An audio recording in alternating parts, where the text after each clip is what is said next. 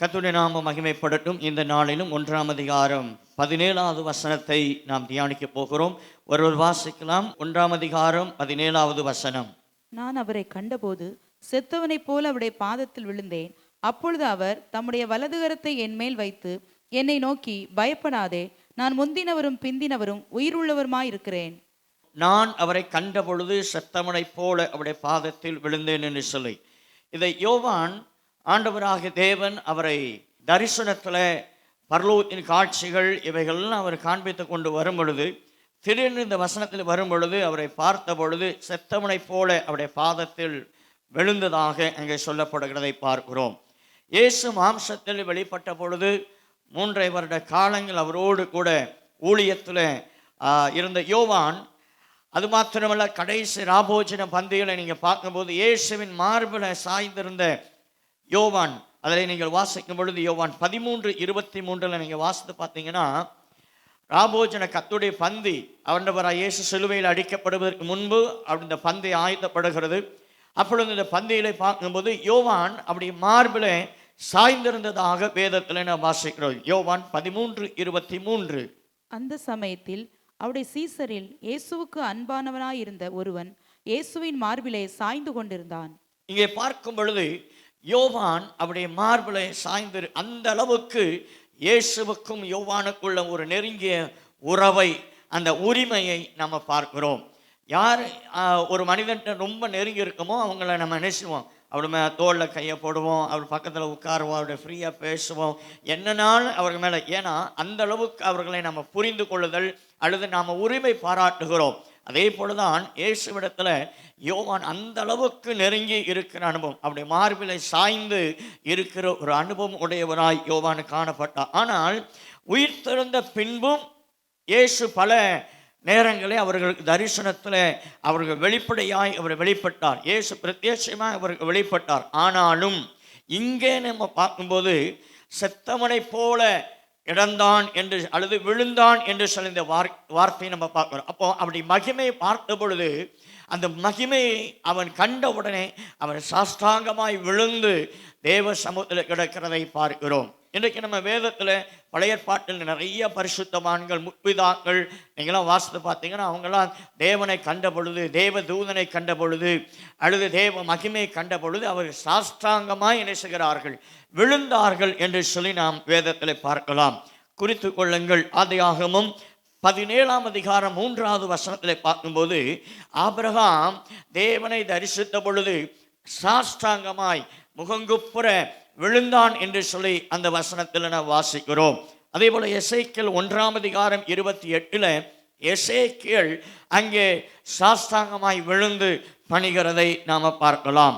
தானியேல் 8ஆம் அதிகாரம் 17வது வசனத்தில் தானியேலும் அவ்விதமாய் தேவ தூதனை கண்டு அங்கே பணிந்து அல்லது விழுந்து அவன் கிடக்கிறதை நாம் அங்கே பார்க்கிறோம். இப்படி நிறைய தேவ பரிசுத்தவான்கள், முற்பிதாக்களை நாம் பார்த்து கொண்டே போகலாம். அதே போல மத்தேயு சுவிசேஷம் 17ஆம் அதிகாரம் 6வது வசனத்தை நாம் வாசித்து பார்க்கும் பொழுது அங்கே பேதுரு, யாக்கோபு, யோவான் அதோடு கூட இயேசுவும் தனித்து மலையின் மேலே அவர்கள் ஏறி இருக்கிறார்கள். அப்பொழுது ஆண்டவராய் இயேசு அவர் மகிமையிலே அவர் தேவனோடு கூட உறவாடும் போது அப்படி முகம் சூரியனை போல பிரகாசித்தது என்று சொல்லி அந்த அதிகாரங்களை வருகிறது. அப்படி வரும்போது முக்கியமாய் 6வது வசனத்தை வாசிக்கும் பொழுது அதை வாசிக்கலாம். சீசர்கள் அதை கேட்டு முகங்குப்புற விழுந்து மிகவும் பயந்தார்கள். சீசர்கள் அதை கேட்டு பயந்து முகங்குப்புற விழுந்தார்கள் என்று சொல்லி நம்ம பார்க்க. அப்போ இப்போ நீங்கள் நம்ம வாசத்தை எல்லா முற்பிதாக்கள், பரிசுத்தவான்கள் இவெல்லாம் நீங்கள் நல்லா கவனிச்சிங்கன்னா அப்படி மகிமையை கண்டவுடனே முகங்குப்புற விழுந்தார்கள். முன்பக்கமாய் சாய்ந்து தேவ சமூகத்தில் தன்னை, அதாவது அவரை ஏறெடுத்து பார்க்க முடியாத அளவுக்கு அவர்கள் தன்னை தாழ்த்துகிறார் அல்லது அந்த மகிமை அவர்களால் காணக்கூடாமல் இருந்தது என்று சொல்லி நம்ம பார்க்கிறோம். யோவான் தேவ சமூகத்தில் அப்படி சாஷ்டாங்கமாய் விழுந்து கிடக்கிறதை பார்க்கிறோம். சரி, இயேசுவின் பாதத்தில் விழுந்து போன யோவான் அங்கே விழுந்து கிடக்கிறான். அந்த வசனத்தில் தொடர்ந்து நீங்கள் வாசித்து பார்த்தீங்கன்னா, அப்பொழுது அவர் தம்முடைய வலது கரத்தை அவன் மேல் வைத்து என்று சொல்லி பார்க்கிறோம். விழுந்து அவருடைய சமூகத்தில் விழுந்திருக்கிற யோவானின் மீது தேவனுடைய கரம் என்ன செய்கிறது, அங்கே தொடுகிறதை பார்க்கிறோம். அது தொடுதலில் ஒரு வல்லமையும் உண்டு. தொடுதலில் அற்புதம் உண்டு, தொடுதலில் வியாதிகள் சுகமாகும். இயேசு கூட அவருடைய வாழ்க்கையில் நீங்கள் பார்க்கும்போது நீங்கள் வேதத்தில் அநேக வசனங்கள் என வாசிக்கலாம். முதலாவது ஒரு வசனத்தை நான் வாசிக்கலாம். மத்தேயு 17ஆம் அதிகாரம் 7வது வசனத்தை வாசிங்கள். மத்தேயு 17 7வது வசனம். அப்பொழுது இயேசு வந்து அவர்களை தொட்டு, எழுந்திருங்கள், பயப்படாதேங்கள் என்றார். இயேசு அவர்களை தொட்டு, அதாவது அந்த 17ஆம் அதிகாரம் நமக்கு நல்லா தெரியும். தேவனுடைய மகிமை, அதாவது இயேசு, யோவான், பேதுரு, யாக்கோபு இவர்கள் போகிறார்கள். அங்கே இயேசு அவர் தேவனோடு பிதாவோடு கூட அவர் பேசி கொண்டிருக்கிறார். அதன் பின்பு பார்க்கும்போது இவர்கள் தேவனுடைய மகிமை கண்டவுடனே பயப்பட்டு நடுங்கி அவர்கள் இருக்கிறார்கள். அப்பொழுது இயேசு அவர்களை தொட்டு தைரியப்படுத்துகிறார். அந்த தொடுதலில் ஒரு தைரியம் வருகிறது. தொடுதலில் பயப்படாதீங்க, நாதான் அப்படின்னு சொல்லி ஆண்டவர் அவர்களை தைரியப்படுத்துகிறார். அப்போ ஆண்டவராக இயேசு சில நேரங்களில் நம்ம வாழ்க்கையில் வசனத்தை கொண்டு தொடுவார். ஞாயிற்றுக்கிழமை வருகிறோம், ஆண்டவர் தொடுகிறார் என்றால் எப்படின்னா, சில நேரங்களில் பாடல் வழியாக கர்த்தர் நம்மோடு கூட பேசுவார், நம்மை தொடுவார். அதுபோல் சில சாட்சிகள் வழியாக கர்த்தர் நம்மை தொடுவார். சில பிரசங்கங்களில் வருகிற செய்திகள் மூலமாக கர்த்தர் நம்மளை தொடுவார். அந்த தொடுதல் நம்முடைய வாழ்க்கையில் ஒரு மாற்றத்தை உண்டாக்கும், அற்புதங்களை செய்யும், கிரியை நடப்பிக்கும். நீங்கள் வேதத்தில் பார்க்கும்போது வசனத்தை சொல்லுகிறேன், குறித்துக் கொள்ளுங்கள். மத்தேயு 8ஆம் அதிகாரம் 14 15 வசனங்களை பார்க்கும்போது, மத்தேயு 8ஆம் அதிகாரம் 14 15 பேதுருடைய மாமி அங்கே சுகவீனமாக இருக்கிறார்கள். இயேசு அங்கே போய் அவர்களை தொட்ட உடனே அந்த வியாதி சுகமாகிறதை பார்க்கிறோம். இயேசு தொடும் பொழுது ஒரு சுகம் நடக்கிறது, இயேசு தொடும் பொழுது ஒரு அற்புதம் நடக்கிறது. ஆகவே இங்கே யோவான் அவன் என்ன செய்கிறார், விழுந்து கிடக்கிறார். ஆண்டவர் அவன் மீது கையை வைத்து தொட்டு அவனை தைரியப்படுத்துகிறதை பார்க்கிறோம். சில நேரங்களில் யாரும் நமக்கு தைரியத்தை சொல்ல முடியாது, யாரும் நம்மளை ஆற்றுவதற்கு இல்லாமல் இருக்கலாம். ஆனால் தேவனுடைய வசனம் நம்மை தொட்டு நம்மை ஆற்றி நம்மை தேற்றி நம்மை பலப்படுத்துகிறதா இருக்கிறது. அல்லேலூயா. மத்தேயு 9ஆம் அதிகாரம் 27 முதல் 29 வசனங்களை பார்க்கும் பொழுது குருடனை ஆண்டவராய் இயேசு தொட்டார் என்று சொல்லி பார்க்கிறோம். இயேசு அங்கே போகிறார், ஊழியத்தின் பாதையில் கடந்து செல்லும் பொழுது அங்கு குருடன் இருக்கிறான். அவனை இயேசு தொடுகிறார். தொட்டவுடனே அவன் பார்வை அடைகிறதை பார்க்கிறோம். அவர் தொடுதலிலே ஒரு வல்லமையை நாம் அங்கே பார்க்கிறோம். லூக்கா 7ஆம் அதிகாரம் 14வது வசனத்தை பார்க்கும் பொழுது மரித்து போன வாலிபன் அவனை சுமந்து கொண்டு போய் கொண்டிருக்கிறார்கள். இயேசு அந்த பாடையை தொட்டார், இறக்கையை வைக்க சொன்னார். ஆண்டவராகிய இயேசு அவனை உயிரோடு கூட எழுப்பினார் என்று சொல்லி நம்ம பார்க்கிறோம். ஆண்டவர் தொடுகிற இடமெல்லாம் வல்லமை வெளிப்பட்டது. ஆண்டவர் தொடுகிற இடமெல்லாம் அற்புதம் நடந்தது. ஆண்டவராய் இயேசு உங்களை என்னையும் தொட்டதுனால தான் இன்றைக்கு ஆண்டவருடைய பிள்ளையாய் நாம் மாறி இருக்கிறோம். ஆமென், ஸ்தோத்திரம். ஏதோ ஒரு நிமித்தமாய் வரவில்லை. ஆண்டவராய் இயேசு பலவிதமான அடிமைத்தனத்தில் பலவிதமான காரியங்களுக்குள்ளாக இருந்த நம்மளை ஆண்டவர் தொட்டதுனால தான் இன்றைக்கு ஆண்டவராய் இயேசுவின் பிள்ளையாய் நாம் மாறி இருக்கிறோம். எனவே முதலாவது அவன் செத்தவனை போல கிடந்தான். இரண்டாவது ஆண்டவராய் தேவன் அவனை தொட்டார் என்று பார்க்கிறோம். மூன்றாவது ஆண்டவர் சொல்ற, யோவானே நீ பயப்பட வேண்டிய அவசியம் இல்லை அப்படிங்கிறார். ஏன் அப்படின்னா, நான் முந்தி இருந்தேன். அந்த வசனத்தில் ஒரு வாசிங்க, திரும்ப வாசிக்கலாம். நான் அவரை கண்டபோது செத்தவனை போல அவருடைய பாதத்தில் விழுந்தேன். அப்பொழுது அவர் தம்முடைய வலது கரத்தை என் மேல் வைத்து என்னை நோக்கி, பயப்படாதே, நான் முந்தினவரும் பிந்தினவரும் உயிருள்ளவருமாய் இருக்கிறேன். அங்கே ஆண்டவர் ஏன் நீ பயப்பட வேண்டியதில்லைன்னா, நான் அங்கே என்ன எப்படி இருந்தேன், முந்தி நான் இருந்தேன், பின்பு நான் இருக்க போகிறேன், இப்பவும் நான் என்ன செய்கிறேன், உயிரோடு கூட இருக்கிறேன் என்று சொல்கிறார். அல்லேலூயா. உலகத்திலே ஒரே ஒரு தெய்வம் உயிரோடு கூட இருக்கும் என்றால் நீங்களும் நானும் ஆராதிக்கிற அந்த ஆண்டவராய் இயேசு ஒருவர் மாத்திரமே அவர் உயிருள்ள தேவனாய் இருக்கிறார். அவர் யோவானை பார்த்து சொல்கிறார், நீ பயப்படாதே, நான் முன்பு நான் இருந்தேன், இனிமேலும் நான் இருக்க போகிறேன், நான் இப்பவும் நான் உயிரோடு கூட இருக்கிறேன் என்று சொல்லி ஆண்டவர் சொல்கிறார். வெளிப்படத்தில் 3 இடங்களில் ஆண்டவர் இந்த வார்த்தையை சொல்லுகிறதை நாம் பார்க்கிறோம். முதலாவது இந்த 1ஆம் அதிகாரம் 17வது வசனம். ரெண்டாவது பார்க்கும் பொழுது 2ஆம் அதிகாரம் 8வது வசனத்தில் சிமர்னா சபை தூதனுக்கு எழுதும் பொழுது ஆண்டவர் அங்கே சொல்லுகிற வார்த்தை என்னவென்றால், பிந்தினவரும் முந்தினவரும் மரித்தோரிலிருந்து பிழைத்தவருமாய் இருக்கிறேன் என்று சொல்லி ஆண்டவர் சொல்லுகிறார். சிமர்னா சபைக்கு ஆண்டவர் சொல்லுகிறார். கடைசி காலத்தில் இருக்கிற நமக்கும் ஆண்டவர் சொல்லுகிற வார்த்தை, நான் முன்பு இருந்தேன், இனிமேலும் நான் இருக்க போகிறேன், நான் இப்பவும் உங்களோடு கூட இருக்கிறேன் என்று சொல்லி ஆண்டவர் சொல்லுகிறார். ஹல்லேலூயா. அப்படிப்பட்ட நல்ல தேவனை நீங்களும் நானும் ஆராதிக்கிறோம். அதே போல இந்த வேத புஸ்தகம் முடிகிற அந்த அதிகாரங்களை பார்க்கும் பொழுது வெளிப்படுத்த 22ஆம் அதிகாரம் 13வது வசனத்திலும் ஆண்டவர் இவ்விதமாய் சொல்லுகிறார். ஒருவர் வாசிக்கலாம். நான் அல்பாவும் ஒமேகாவும் ஆதியும் அந்தமும் முந்தினவரும் பிந்தினவருமாய் இருக்கிறேன். இங்கே பார்க்கும் பொழுது ஆண்டவராகிய தேவன் சொல்லுகிறார், முந்தினவரும் பிந்தினவருமாய் இருக்கிறேன் என்று சொல்லி ஆண்டவர் அங்கே சொல்லுகிறதை பார்க்கிறோம். ஆகவே இந்த வசனத்தை நம்ம பார்க்கிறோம். யோவானை குறித்து பார்க்கும் பொழுது அவன் என்ன செய்கிறான்? அவரை கண்ட பொழுது செத்தவனைப் போல விழுந்து கிடக்கிறான். இரண்டாவது அந்த வார்த்தையில பார்க்கும்போது அவருடைய கரம் அவன் மேலே தொட்டது என்று பார்க்கிறோம். மூன்றாவது அவர் வார்த்தையை அனுப்பி வார்த்தையை சொல்லி அவனை தைரியப்படுத்துகிறார்.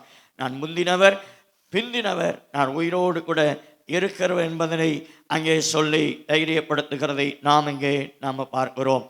ஆமென், ஸ்தோத்திரம். தொடர்ந்து அந்த வசனத்தை 18வது வசனத்தை நான் வாசிக்கலாம். மரித்தேன், ஆனாலும் இதோ சதா காலங்களிலும் உயிரோடு இருக்கிறேன். ஆமேன்.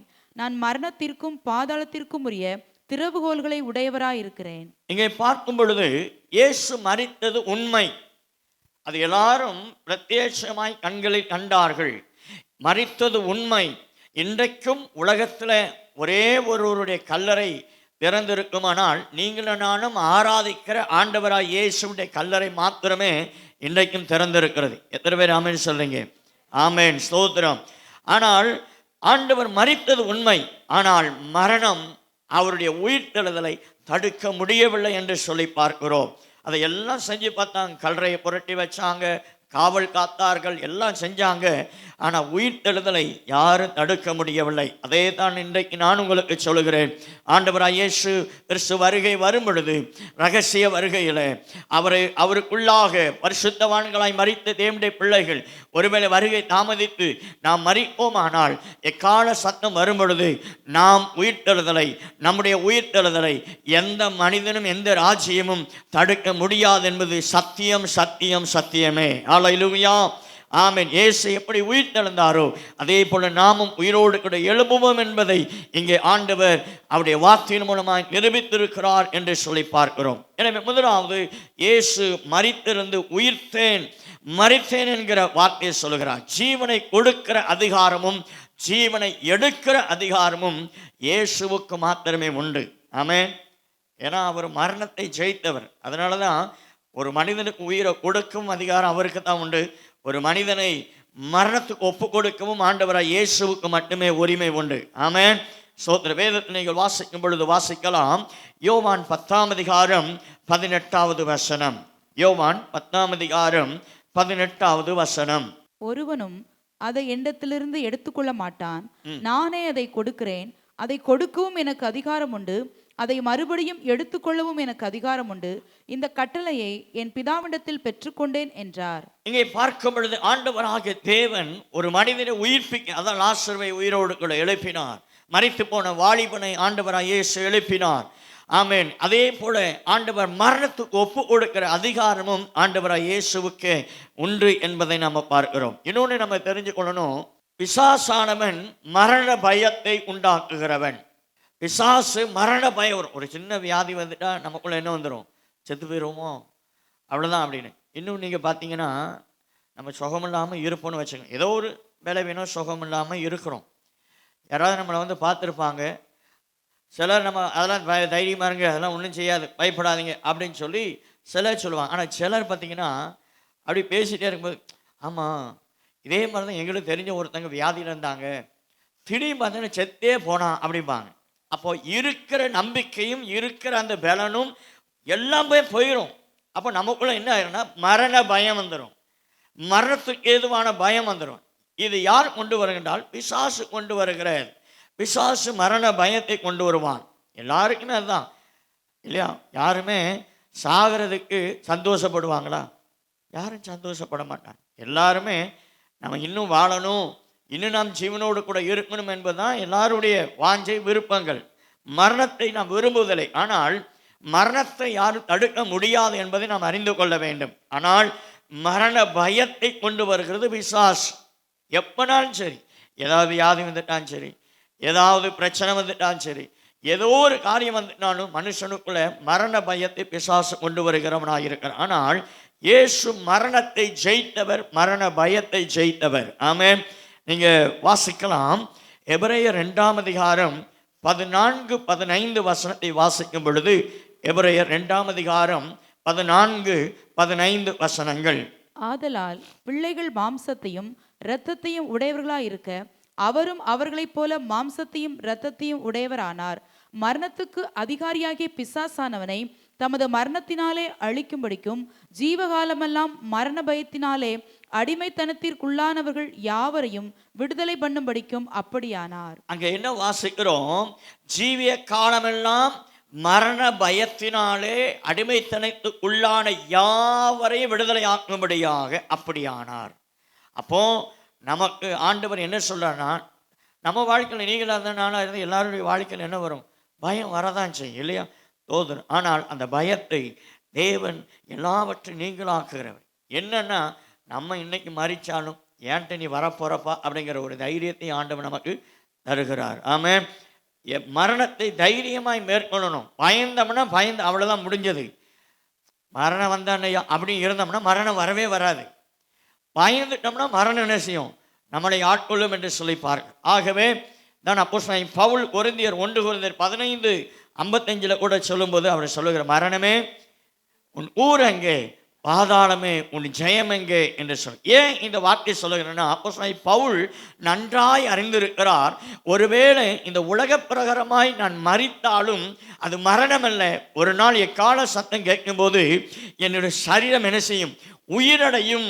மரணத்தை மரணமாய் நான் சந்திப்பதில்லை, அது உயிர்த்தெழுதலாய் ஒரு நாள் மாறும் என்பதை அங்கே அவர் விசுவாசத்தினாலே அவர் சொல்லுகிறதை பார்க்கிறோம். வாசிக்கலாம், 1 கொரிந்தியர் 15:55. மரணமே உன் கூரெங்கே, பாதாளமே உன் ஜெயம் எங்கே? பாதாளமே உன் ஜெயம் எங்கே? தேவனுடைய பிள்ளைகள் அவரை நம்பி அவருக்காய் வாழுகிற, அவரை விசுவாசித்து அவருடைய வருகை எதிர்நோக்கி தன்னை ஆயத்தப்படுத்தி ஒவ்வொரு நாளும் அவருடைய ராஜ்யத்தை எதிர்நோக்கி இருக்கிற பிள்ளைகள் வாழ்க்கையில எதையும் நாம் சந்திப்பதற்கு ஆயத்தமாக இருக்கிறோம். ஏன்னா இன்னைக்கு நான் மறிச்சாலும் அடுத்த நிமிஷம் நான் இளைப்பாறுதலுக்குள்ள போவேன். ஆனால் ரகசிய வரிகளை இயேசு வரும் பொழுது, நான் இயேசு எப்படி உயிர் தெழுந்தாரோ அப்படியே நானும் உயிர் தெழுவேன்ங்கிற நம்பிக்கை ஆண்டவர் உங்களுக்கும் எனக்கும் தந்திருக்கிறார். ஆமென். சோதரன், அப்போ முதலாவது மரித்தேன், இரண்டாவது சதா காலங்களிலும் உயிரோடு கூட இருக்கிறேன் என்று சொல்லி நம்ம பார்க்கிறோம். மூணாவது அந்த வசனத்தில் பார்க்கும்போது 18வது வசனத்தை வாசிங்க. மரித்தேன், ஆனாலும் இதோ சதா காலங்களிலும் உயிரோடு இருக்கிறேன். ஆமேன். நான் மரணத்திற்கும் பாதாளத்திற்கும் உரிய திறவுகோள்களை உடையவராய் இருக்கிறேன். மூன்றாவது திறவுகோள் என்று சொல்லி பார்க்க. திறவுகோள் என்பது சாவி, கீ இல்லையா? ஆண்டவர் வேதத்தில் பார்க்கும்போது 4 திறவுகோளை குறித்து நாம் இங்கே பார்க்கிறோம். எழுதி கொள்ளுங்கள். மத்தேயு 16:19 வாசிக்கும் பொழுது, மத்தேயு 16:19 பரலோக ராஜ்யத்தின் திறவுகோளை அவர் வைத்திருக்கிறேன் என்று சொல்லுகிறார். பரலோக ராஜ்யத்தின் திறவுகோள். லூக்கா 11:52 லூக்கா 11:52 அறிவாகிய திறவுகோள், ஞானம். தேவனுடைய வசனத்தை அறிகிற அறிவு தான் நமக்கு ஞானம். இந்த உலகத்தில் உள்ளவைகள்லாம் ஞானம் அல்ல, அது பைத்தியங்கள். அது அது அது ஞானம் என்று வேதம் சொல்லலை. கர்த்தரை குறித்து அறிகிற அறிவு தான் ஞானம். தேவனை குறித்து அறிகிற அறிவு தான் விவேகம், ஞானம் என்று சொல்லுகிறது. உலக கல்வியோ இவைகள் ஞானம் அல்ல, அது உலகத்துக்குள்ளவைகள். ஆனால் நித்திய ராஜ்யத்துக்கான கல்விதான், படிப்பு தான், வேத வசனங்கள் தான் ஞானம் என்று சொல்லுகிறது. அப்போ நீங்கள் நானும் வேத வசனத்தில் தேறினவர்களாய் நம்ம காணப்பட வேண்டும். இரண்டாவது. மூன்றாவது, வெளிப்படுத்தல் 3:7 பார்க்கும் பொழுது தாவீதின் திறவுகோலை உடையவர் என்று சொல்லி பார்க்கிறோம். தாவீதின் திறவுகோல், வெளிப்படுத்தல் 3:7. வெளிப்படுத்தல் 9:1 நீங்கள் வாசிக்கும் பொழுது, நான்காவது வெளிப்படுத்தல் 9:4 பாதாளத்தின் திறவுகோல் என்று சொல்லி அங்கே வருகிறதை பார்க்கிறோம். இந்த 4 விதமான திறவுகோலை இங்கே நாம் வாசிக்கிறோம். சரி, 18வது வசனம் முடிந்தது. 19வது வசனத்தை நாம் வாசிக்க கேட்கலாம். நீ கண்டவைகளையும் இருக்கிறவைகளையும் இவைகளுக்கு பின்பு சம்பவிப்பவைகளையும் எழுது. இங்கே பார்க்கும் பொழுது நீ கண்டவைகள் இருக்கிறவைகள் இவைகளுக்கு பின்பு சம்பவிக்க வேண்டியவைகள். இந்த புஸ்தகத்தில் உள்ள காரியங்களை அல்லது முழு புஸ்தகத்தையும், இந்த வெளிப்படுத்தல் புஸ்தகம் முழுவதையும் 22 அதிகாரங்களை நம்ம புரிந்து கொள்வதற்கு 3 பகுதியாக நம்ம பிரிக்கலாம்.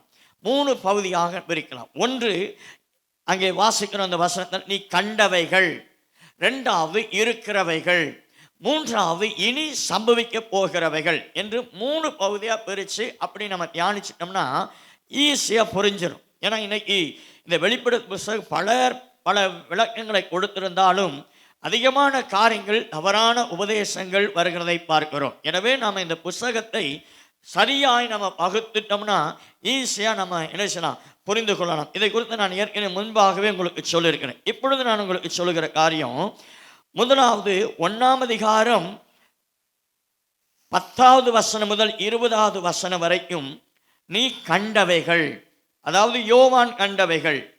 1ஆம் அதிகாரம் 10 முதல் 20 வசனங்கள் யோவான் கண்டவைகள், 7 குத்துவிளக்குகள் மத்தியில் மனுஷகுமாரனுடைய காட்சிகள் அப்படின்னு எழுதிக்கோங்க. 7 குத்துவிளக்குகள் மத்தியிலே மனுஷகுமாரனுடைய காட்சிகள், இது நீ கண்டவைகள். 2வது பார்க்கும்போது 2ஆம் அதிகாரம் 1 முதல் 3ஆம் அதிகாரம் 22வது வசனம். 2ஆம் அதிகாரம் 1 முதல் 3ஆம் அதிகாரம் 22வது வசனம் வரை இருக்கிறவைகள். என்ன இருக்கிறவைகள்? 7 சபைகள். அந்த காலகட்டங்களில் இருந்ததான 7 சபைகளை குறித்து, 7 சபைகளுடைய குணாதிசயங்களை குறித்து இருக்கிறவைகள் என்று சொல்லி நம்ம பார்க்கிறோம். அதான் இந்த 2ஆம் அதிகாரத்தில் 1 முதல் 3ஆம் அதிகாரம் 22வது வசனம் வரைக்கும் நம்ம பார்க்குறோம். 3வது வெளிப்படுத்தல் 4ஆம் அதிகாரம் 1 முதல் 22வது அதிகாரம் வரை. வெளிப்படுத்தல் 4ஆம் அதிகாரம் 1 முதல் 22வது அதிகாரம் வரையும் இவைகளுக்கு பின்பு சம்பவிக்க வேண்டியவைகள். எவைகளுக்கு? 7 சபையின் காலங்கள் முடிந்த பின்பு, அல்லது நாம் இருக்கிற இந்த சபையின் காலம் முடிந்த பின்பு நடக்கக்கூடியவைகள் தான் 4ஆம் அதிகாரம் முதல் நடக்கக்கூடிய சம்பவங்கள். அதனால் இதை கேட்கிற, இந்த செய்தியை பார்க்கிற தேவனுடைய பிள்ளைகள் நன்றாய் புரிந்து கொள்ள வேண்டும். முதல் 4 அதிகாரத்துக்கு முன்பு, அதாவது 3 அதிகாரங்கள் சபையின் காலங்கள். 4ஆம் அதிகாரத்துக்கு பின்புதான் இயேசு கிறிஸ்துவினுடைய வருகைக்கு அப்புறம் அந்த கிறிஸ்துவின் காலங்களில் நடக்கக்கூடிய சம்பவங்கள். இன்றைக்கு பல உபதேசங்கள் இன்றைக்கு வருகிறது, ஆனால் அவைகள் தவறு என்பதை நான் உங்களுக்கு இந்த செய்தியின் மூலமாக சுட்டி காட்டுகிறேன். ஏனென்றால் வருகைக்கு பின்பு, சபையின் காலத்துக்கு பின்பு நடக்கக்கூடியவைகள் தான் இவைகள். ஆகவே இந்த முறைமைப்படி நீங்கள் வேதத்தை தியானித்தால் உங்களுக்கு ஈஸியாய் எளிதாய் புரிந்து கொள்ளும். எனவே 3 காரியங்கள். 1, நீ கண்டவைகள். 2வது, இப்போ இருக்கிறவை, யோவான் காலத்தில் இருக்கிற 7 சபைகளை குறித்து சொல்லப்படுகிறது. 3வது, சபையின் காலம் முடிந்ததுக்கு அப்புறம் இனி சம்பவிக்கக்கூடிய சம்பவங்கள் என்று சொல்லி நம்ம பார்க்கிறோம். சரி, இவைகளை நம்ம தொடர்ந்து வருகிற வசனங்களில் நம்ம என்ன செய்ய போகிறோம், அதிகாரங்களில் 6ஆம் அதிகாரத்திலிருந்து நாம் என்ன செய்ய போகிறோம், அதை குறித்து நம்ம தியானிக்க போகிறோம். இப்பொழுது வாசிக்கலாம் 20வது வசனம். என் வலது கரத்தில் நீ கண்ட 7 நட்சத்திரங்களின் ரகசியத்தையும் 7 பொன் குத்து விளக்குகளின் ரகசியத்தையும் எழுது. அந்த 7 நட்சத்திரங்களும் 7 சபைகளின் தூதர்களாம். நீ கண்ட 7 குத்து விளக்குகளும் 7 சபைகளாம். இங்கே பார்க்கும் பொழுது 7 நட்சத்திரங்கள் என்று சொல்லி இந்த வசனத்தில் நம்ம பார்க்கிறோம். நீ கண்ட 7 நட்சத்திரங்கள். இந்த 7 நட்சத்திரங்கள் என்பது எது என்பதை நான் ஏற்கனவே உங்களோடு கூட சொல்லியிருக்கிறேன் என்று நினைக்கிறேன். 1ஆம் அதிகாரம் 16வது வசனத்தில் நான் அதை குறித்து உங்களோடு கூட பேசியிருக்கிறேன். இந்த 7 நட்சத்திரங்கள் என்பது தூதர்கள் அல்லது தூதுவர்கள். இன்னும் நீங்கள் வேணால் எழுதி கொள்ளுங்கள். அதை யார் என்றால் ஆசாரியர்கள் அல்லது ஊழியக்காரர்கள் அல்லது போதகர்கள், தீர்க்கதரிசிகள். இதெல்லாம் நீங்கள் எழுதி கொள்ளுங்க. இவர்கள்லாம் யாருன்னா நட்சத்திரங்கள் என்று சொல்லி நாம் அங்கே பார்க்கிறோம். நட்சத்திரங்கள் என்ற உடனே அந்த வார்த்தை அப்படிதான், எனது வலது கரத்தில் நீ கண்ட 7 நட்சத்திரங்கள் அப்படி என்று சொல்லி அங்கே சொல்லி. அப்போ ஆண்டவராகிய தேவன் வானத்தில் நம்ம ஏகப்பட்ட நட்சத்திரத்தை பார்க்குறோம், அதனால் 7 நட்சத்திரத்தில் கையில் ஏந்திருப்பாரா அப்படிங்கிற அந்த கோணத்தில் நம்ம எடுத்துக்கொள்ள கூடாது. எப்படி வானத்தில் நட்சத்திரம் அது ஒளி கொடுக்கிறதோ அதே போல ஆண்டவராய் இயேசுவின் கரத்தில் இருக்கிறதான தூதர்கள் அல்லது தூதுவர்கள், ஊழியக்காரர்கள், போதகர்கள், தீர்க்கதரிசிகள், சத்தியத்தை சத்தியமாய் போதிக்கிறவர்கள் தேவனுடைய கரத்தில் இருக்கிற ஒரு நட்சத்திரங்களாய் இருக்கிறார்கள் என்பதை சொல்லுகிறதை பார்க்கிறோம். எப்படி என்று சொல்லி நீங்க கேட்குறீங்கன்னா, அதுக்கு ஒரு வசனத்தை நான் உங்களுக்கு சொல்லுகிறேன், வாசிக்க கேட்கலாம். மல்கியாவின் புஸ்தகம் 2ஆம் அதிகாரம் 7வது வசனம். மல்கியா 2ஆம் அதிகாரம் 7வது வசனத்தை வாசிக்கும் பொழுது அதில் நாம் நன்றாய் புரிந்து கொள்ள முடியும். ஆசாரியனுடைய உதடுகள் அறிவை காக்க வேண்டும், வேதத்தை அவன் வாயில் தேடுவார்களே, அவன் சேனைகளுடைய கர்த்தரின் தூதன். இங்கே பார்க்கும் பொழுது ஆசாரின் உதடுகள் அல்லது ஊழியக்காரனுடைய வார்த்தைகளே, தீர்க்கதரிசிகளுடைய வார்த்தைகளே, போதகருடைய வாயிலே ஜனங்களை இதை தேடுவார்கள், வேத வசனங்களை, சத்தியங்களை, உபதேசங்களை எதிர்பார்ப்பார்கள். இப்போ நான் உங்களுக்கு என்னை கொண்டு ஆண்டவர் என்ன செய்கிறார்? உங்களுக்கு சத்தியங்களை சொல்கிறார். ஊழியக்காரர்கள் சபையில் என்ன செய்கிறார்கள்? உபதேசிக்கிறார்கள். சத்தியம் அதுதான் தேவன் விரும்புகிற ஒன்று. எனவே இந்த வார்த்தையை கேட்கிற தேவனுடைய பிள்ளைகள், நீங்கள் போகிற சபையில் சத்தியம் இருக்கிறதா? முதல்ல அதை நீங்கள் நிதானிக்க வேண்டும். பாடல் இருக்கலாம், இசைகள் இருக்கலாம், எல்லாம் இருக்கலாம், எல்லா வசதிகள் இருக்கலாம். ஆனால் ஒன்றே ஒன்று, உபதேசங்கள் இருக்கிறதா என்பதை நீங்கள் அறிந்து பார்க்க வேண்டும், ஆராய்ந்து பார்க்க. உபதேசம் இல்லையா? இன்றைக்கு நான் உங்களுக்கு சொல்லுகிறேன், சத்தியமுள்ள சபைகளை உங்களை இணைத்துக் கொள்ளுங்கள். சத்தியமுள்ள சபைகள் தான் உங்களை பரலோக ராஜ்யத்தின் நேரம் நடத்தும், உங்களை ஆயத்தப்படுத்தும். ஆராதனை அவசியம், பாடல்கள் அவசியம், இசைகள் அவசியம், எல்லாம் அவசியம். ஆனால் அதை விட உங்களை, உங்கள் குடும்பங்களை தேவனுடைய ராஜ்யத்தின் நேராக வழிநடத்தக்கூடியது ஒன்றே ஒன்று என்னென்றால் தேவனுடைய உபதேசங்கள், சத்தியம் மட்டுமே. ஆகவே நீங்கள் சொல்லுகிற சபைகளை கனிந்து கொண்டு உபதேசிக்கிற சத்தியம் இல்லாவிட்டால், அவைகளிலிருந்து சத்தியமுள்ள சபைகளை நீங்கள் போவீர்கள் என்றால் உங்கள் ஆத்மா பிழைக்கும் என்பதை நான் உங்களுக்கு தெரிவிக்கிறேன். ஆகவே இங்கே பார்க்கும் பொழுது, அதாவது இந்த வசனத்தை கொண்டு நாம் என்ன பார்க்கணும்? ஒரு நட்சத்திரம். அதான் அங்கே பார்க்கிறோம். ஆண்டவர் சொல்றாரு, எனது வலது கரத்தில் நீ கண்ட 7 நட்சத்திரங்கள்.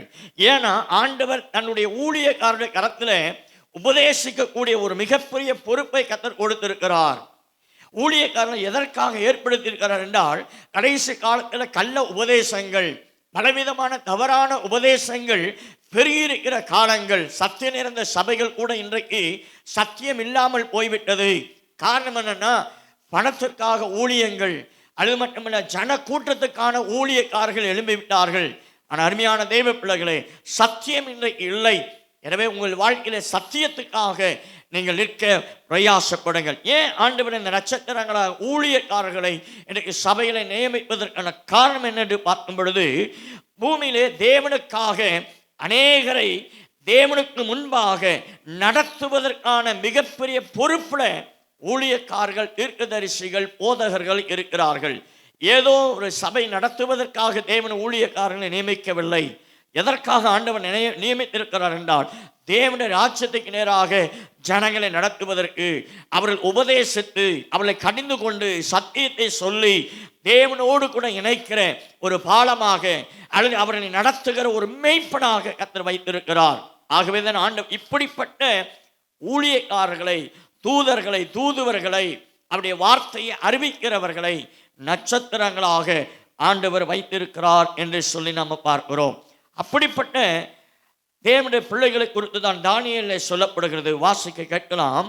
தானியேல் 12ஆம் அதிகாரம் 3வது வசனத்தை வாசிக்கும் பொழுது, தானியேல் 12ஆம் அதிகாரம் 3வது வசனம். ஞானவான்கள் ஆகாய மண்டலத்தின் ஒளியைப் போலவும், அநேகரை நீதிக்குட்படுத்துகிறவர்கள் நட்சத்திரங்களைப் போலவும் என்றென்றைக்கும் உள்ள சதா காலங்களிலும் பிரகாசிப்பார்கள். இங்கே பார்க்கிறோம், அநேகரை நீதிக்குட்படுத்துகிறவர்கள், சத்தியத்துக்குள்ள கொண்டு வருகிறவர்கள், அப்படிப்பட்ட ஊழியக்காரர்கள், அப்படிப்பட்ட போதகர்கள், அப்படிப்பட்ட தீர்க்கதரிசிகள், அப்படிப்பட்ட தூதர்கள், தூதுவர்கள் யாரா எப்படி இருப்பார்களா? நட்சத்திரங்களை போல இருப்பார்கள் என்று சொல்லி அங்கே சொல்லப்படுகிறது. ஆகவே நம்முடைய வாழ்க்கையில் ஒன்றை அறிந்து கொள்ள வேண்டும். நீங்கள் எத்தனை வருடங்கள், எத்தனை காலங்கள் போனாலும் இனி காலம் கடைசி காலமாக இருக்கிறது. தெய்வ பிள்ளைகளே, எச்சரிக்கையாக இருங்கள். சத்தியம் இல்லாத ஒரு உலகத்தில் வாழ்ந்து கொண்டிருக்கிறோம். உபதேசம் இல்லாத உலகத்தில் வாழ்ந்து கொண்டிருக்கிறோம். ஆசீர்வாதம் என்கிற உபதேசங்கள், கிருபை என்கிற உபதேசங்கள் இருக்கிறோம். ஆமென். கிருபையின் காலம் முடிய போகிறது. கிருபையின் காலத்துக்கு முடிகிற சமயத்தில் ஆண்டவராய் இயேசு வரப்போகிறார். அதற்கு முன்பு நீங்களும் நானும் ஆயத்தமாக வேண்டுமென்றால் நம்மை சரி செய்வது தேவனுடைய வசனம், நம்மை ஒழுங்குபடுத்துவது தேவனுடைய உபதேசம். அதற்கு நாம் செவி சாய்க்கும் பொழுது தேவன் நம்மை ஆயத்தப்படுத்துகிறவராயிருக்கிறார். ஒரு சில வசனங்களை எழுதி கொள்ளலாம். மத்தேயு 11 வசனம், மத்தேயு 11:10, மார்க் 1:2, மார்க் 1:2, லூக்கா 7:27, லூக்கா 7:27. தூதன் என்பது யோவான் ஸ்நானகனை குறிக்கிறது. இந்த இடத்துல யோவானுக்கு தான் ஆண்டவர் தரிசனங்களை வெளிப்படுத்துகிறார்.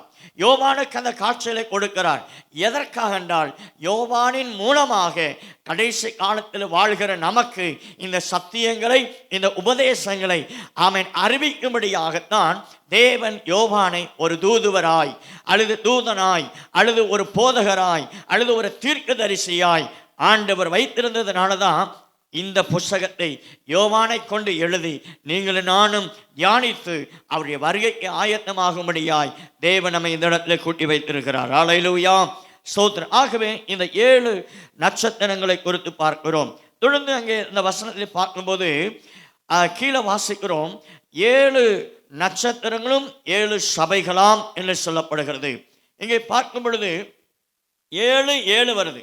7 நட்சத்திரம் எதை குறிக்கிறது என்றால் ஊழியக்காரர்கள், போதகர்கள், தீர்க்கதரிசிகள், அவர் தனக்கு சொன்ன சத்தியத்தை சத்தியமாய் அறிவிக்கிறவர்கள் தான் 7 நட்சத்திரங்கள். இங்கே பார்க்கும்போது 7 சபைகள் என்று சொல்லி 7 குத்துவிளக்குகள் கீழே நீங்க பார்த்தீங்கன்னா 7 குத்துவிளக்குகள்.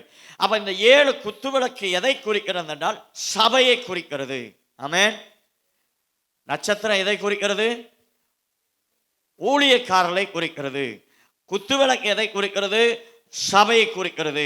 அப்போ இப்ப என்னன்னா, அந்த காலங்களில் இருந்த 7 சபைகள், அந்த காலங்களில் இந்த 7 சபைகளுக்கு யோவானின் மூலமாய் சொன்னது மட்டுமல்ல, இந்த காலத்தில் இருக்கிற செய்தியை அறிவிக்கும்படியாகத்தான் கர்த்தர் யோவானின் மூலமாக கர்த்தர் நமக்கு இந்த செய்தியை கர்த்தர் தருகிறார். ஆமென், ஸ்தோத்திரம். நீங்க வசனத்தை குறித்துக் கொள்ளுங்கள்.